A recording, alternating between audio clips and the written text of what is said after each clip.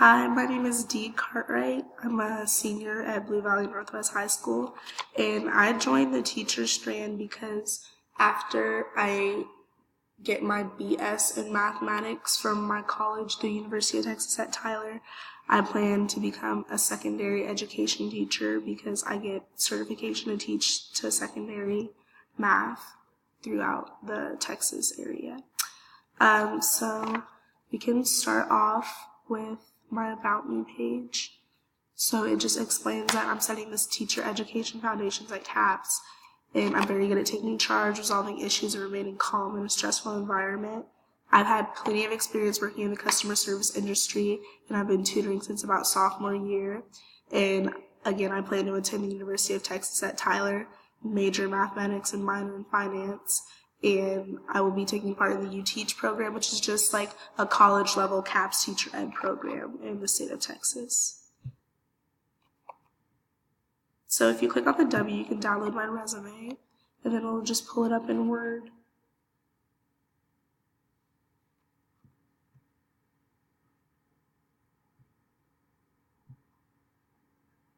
Okay. So if you start up here, you see that my main objective is to obtain experience working in the education field, and I hope to put my hardworking personality, excellence in organization, proactive attitude, and positive atmosphere into contribution as a future educator. So my working experience, I currently work at Five Below in Olathe Point, where I'm a sales associate, and that just means I help assist the customers in their shopping experience. I do a lot of cash handling. I do a lot of restocking and loading freight in the overnight shift sometimes. And then I also just maintain the general cleanliness of the store. I used to work at a sports bar called Talk of the Town in Leawood. I started off as a hostess in 2016, and then I slowly graduated to becoming an expo in the kitchen by March of 2017, and I left in December to go work at Five Below. Teaching related experience at CAPS, we have to do our duty assignments and our observation assignments.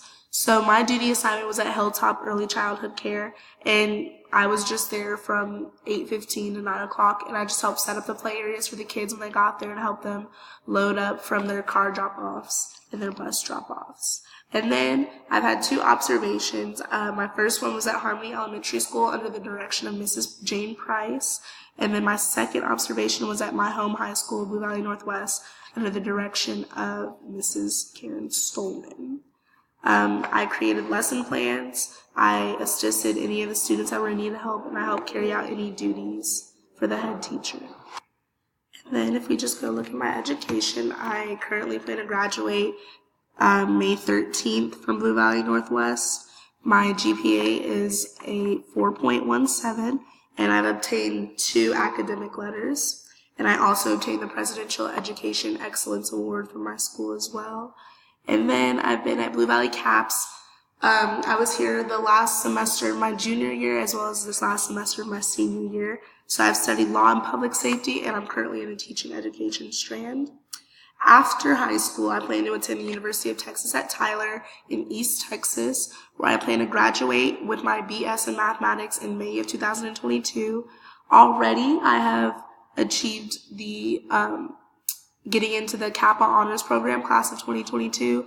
There's about 400 applicants, and only about 40 of them actually make it into the program, including those that aren't just freshmen, also the upperclassmen too, because you have to reapply as well. And then I also will be part of the Pilot Scholarship, the Presidential Fellow Scholarship, where it's a full tuition scholarship. So it covers my tuition, books, room and board, and most of my student fees, as long as I maintain a 3.0 GPA and have 15 hours each semester. And then some honors and awards and my volunteer services. I have been a part of Blue Valley Northwest Youth Court and Johnson County Youth Court since my freshman year, 2014. As I said before, I'm a part of the Kappa Honor Program at University of Texas at Tyler. And I'm a part of the pilot of the Presidential Fellow Scholarship. I've had a few academic letters, and I'm also the creator of the Inner City Outer Skills Program, which is my passion project, but I'll talk about a little bit more in a minute. I have advanced knowledge, and recently this year we have been certified in MIE, so Microsoft Innovative Educators. I have my certification in that. I'm very advanced in Prezi, Weebly, Wix, and Symbaloo, and our UDL lesson planner builder. Okay, so we'll just go look at the writing page on my website. So this quote slide of these 3 quotes between me and my other partners on my Inner City Outer Skills project, this sums up my education philosophy. So I'll just talk about these quotes for a second. We can start with my quote. Time is of the essence, so you cannot end world hunger in 5 hours, and we cannot boost the confidence of every young girl in 5 hours. But it is taking the time to at least try to change one girl's mindset that will make a greater impact on that girl's life than anyone could ever make on the entire world. So basically what I'm saying is nobody's ever going to boost the confidence of these young girls in their education, but it just takes at least that one person that tries to change that one girl's life. And that's why being a teacher is really important, because a lot of kids look up to their teachers and they help them not only in their education but also in their self-confidence. My friend Charmaine Edgelanu, she's a part of the global business strand of CAPS. She said, "Hope, not fear. By utilizing the power of education and positive encouragement, we seek to inspire our youth to use their talents and bloom." She's also the creator, she's the president and creator of the Bloom, which is a women's appreciation club at Blue Valley Northwest. It just piloted this year. So she's very passionate about women's rights and helping young girls bloom, which is why she feels education and teachers in education are very important, because by educating these girls, they can have a better positive attitude, and encouraging them will help them boost their confidence as well. And then my friend Janad, she's a part of the Exploring Health Professions strand in CAPS. She said, 5 girls, 1 difference. Touching the lives of adolescent girls won't only change their lives, but will affect the girls around them. Empowered women empower women. She's the vice president and co-founder of the Bloom Club as well. So she's also very passionate about the blooming of young girls. So she believes that teachers will touch the lives of these young girls, and just mentors will touch their lives. And if we empower those girls, they can help empower other girls as well. Okay, so next we can look at my lesson plans. So if you go over to the menu, you can just click on lesson plans. And all I have on here are 2 buttons. And then I also have embedded a tweet from Mrs. Fry. And it's a picture of me teaching my lesson on personal finance to my fellow CAPS colleagues. And apparently we all agree that this should be required info for high school students. This was my favorite lesson plan that I've written. It's called The Cost of Living. So if you click on the button that says find out how much it costs to live, it'll pull up a PDF of my lesson plan. So it'll have the description, all the materials that you need, the assessment, and basically what it is. So the Cost of Living project, the way I created it was I created a sway, and for my anticipatory set, you can see that I used pictures of different houses, cars, and jobs that will be used for the students to pick from. So essentially there's like 3 buckets that we have. We have the house bucket, the car bucket, and the job bucket. And there are different kinds of house, like there's like a townhouse, a condo, and a regular house.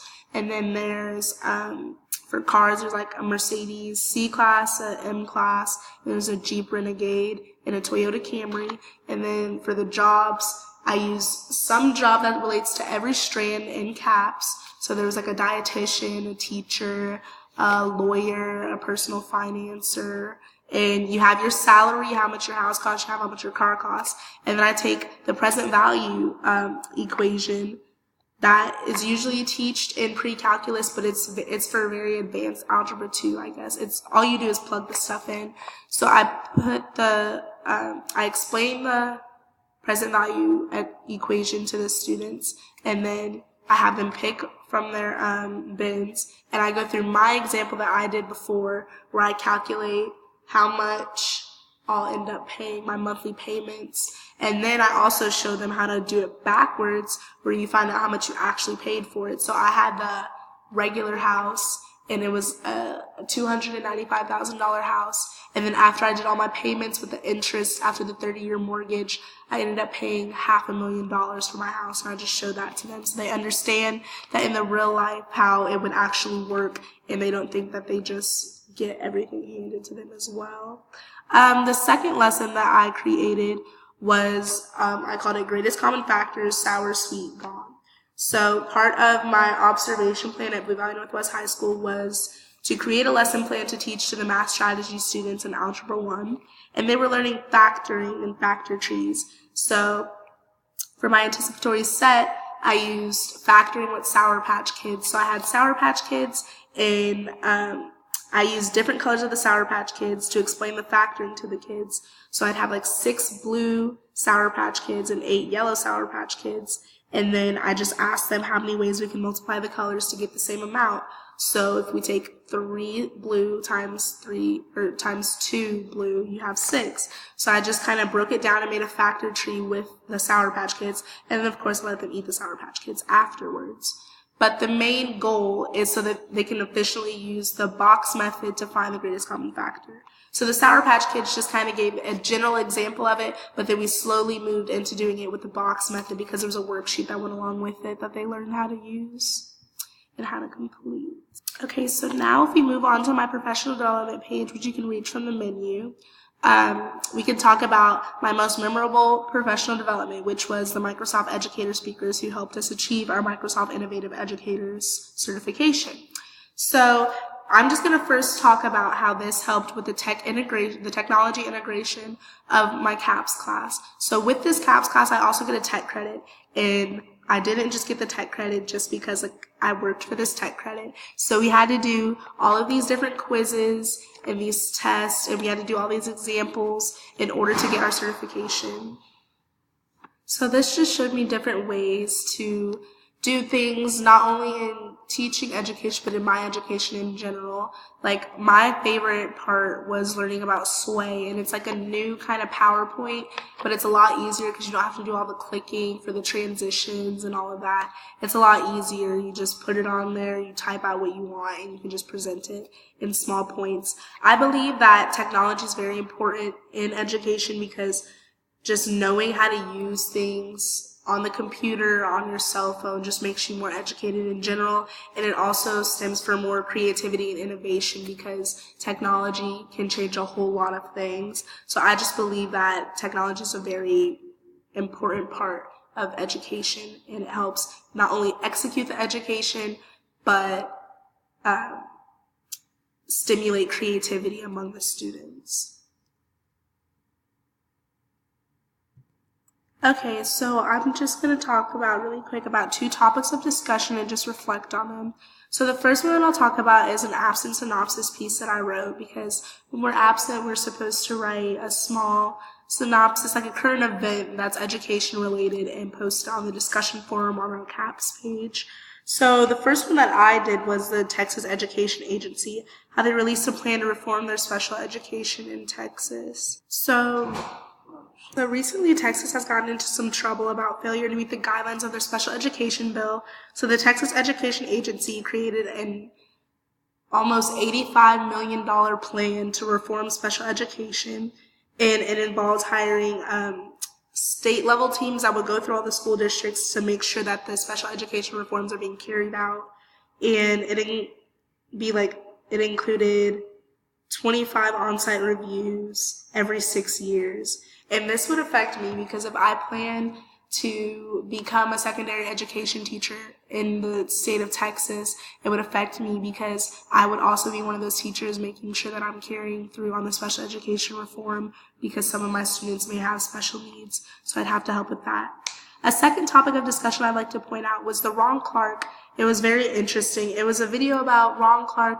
He created like Ron Clark School of Education. It's like this school where it's like all like there's like a castle, like there's murals, and the chairs are all funky, and it's all like a really fun way to learn. And I think that that's really important because it makes the students feel a lot more comfortable in their learning environment. I know I learn a lot better when I'm comfortable, like being uncomfortable in a classroom. So if they're comfortable and they're having fun, they'll retain it better than versus if they were sitting in a hardwood chair and they were uncomfortable.